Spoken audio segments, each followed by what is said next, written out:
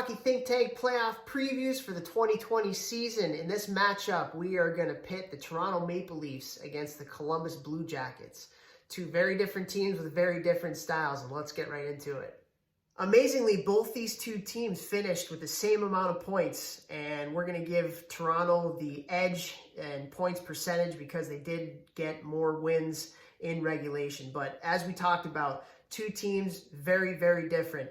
Basically, offense versus defense. You look at the goals for Toronto, ranked third in the league, and goals against for Columbus, ranked third in the league. You look at their rosters, and Columbus is two very, very high-end defensemen that they're led by in Seth Jones and Zach Werenski. You look at Toronto, their high-end talent is up front with guys like Austin Matthews, Mitch Marner, and John Tavares. So offense is offense with Toronto, defense with Columbus, and it should be a very fun series to see who comes out top from that end.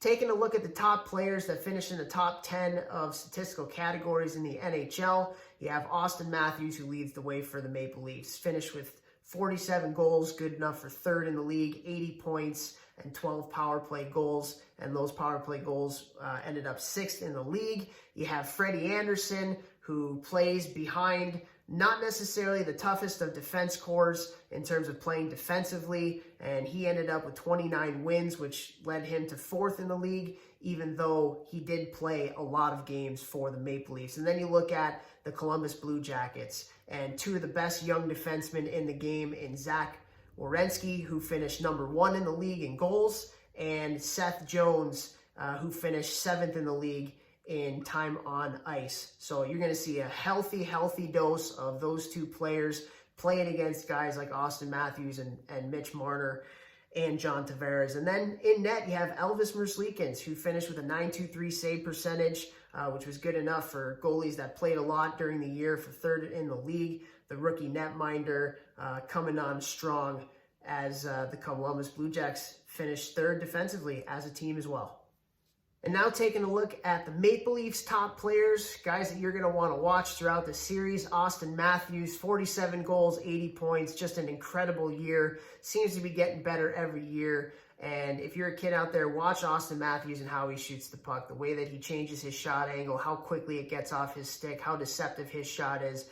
Just an absolutely fun player to watch. Another really fun player to watch is Mitch Marner. Just an absolute magician with the puck. In my opinion, one of the smartest players in the NHL in terms of hockey sense and hockey IQ. So he's one that you're going to want to watch as well. John Tavares, Mr. Everything, just a veteran presence for them. He's really good around the net. He can score goals, 26 goals this year as well. He'll be a fun player to watch. And then leading the back end, you have Tyson Barrie, who led the team in points from a defensive aspect. But Morgan Riley, who in my opinion is one of the top young defensemen in the game, you're going to want to watch him play as well. Just a fun player to watch, and he's going to play in a lot of different situations.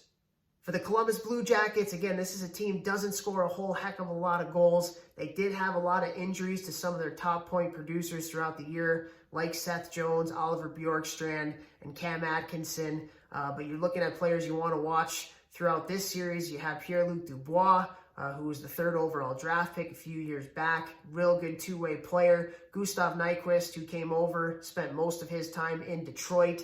Very, very smart, slippery type player that plays on the wing. Oliver Bjorkstrand, he's a really smart hockey player as well. Cam Atkinson, he can score goals, so he's going to be a fun guy to watch. Zach Werenski, as we mentioned earlier, led the league in goals for defensemen, someone that really likes to get up in the play.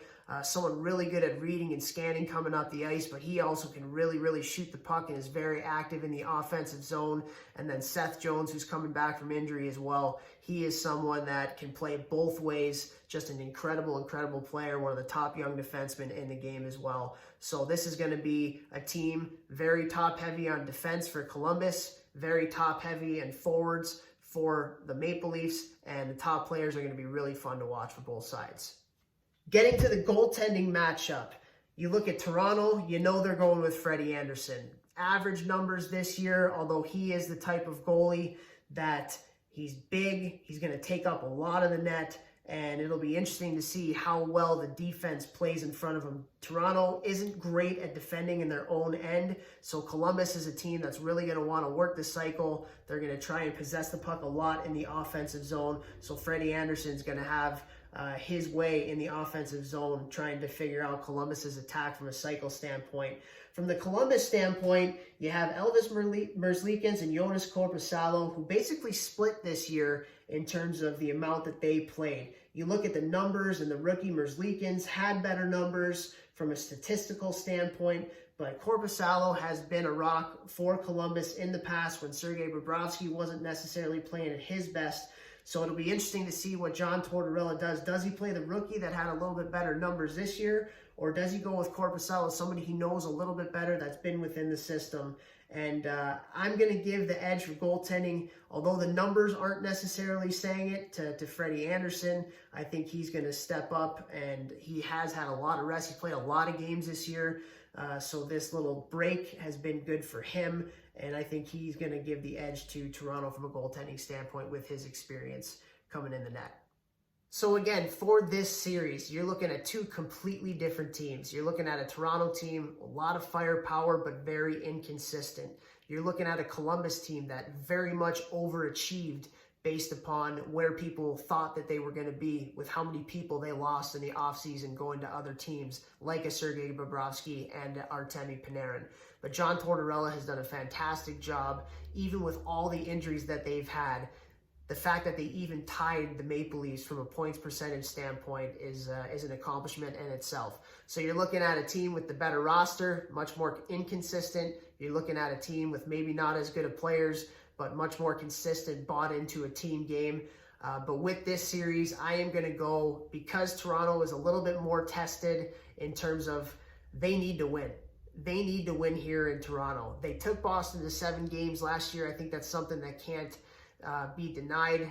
Boston going on to the Game 7 in the Stanley Cup Finals. They were right there. Toronto has played better under Sheldon Keefe since the coaching change. So I'm going to lean towards Toronto and their firepower in this series. Although I wouldn't be surprised if Columbus took this one too, because of how well they play defensively and how consistent they are.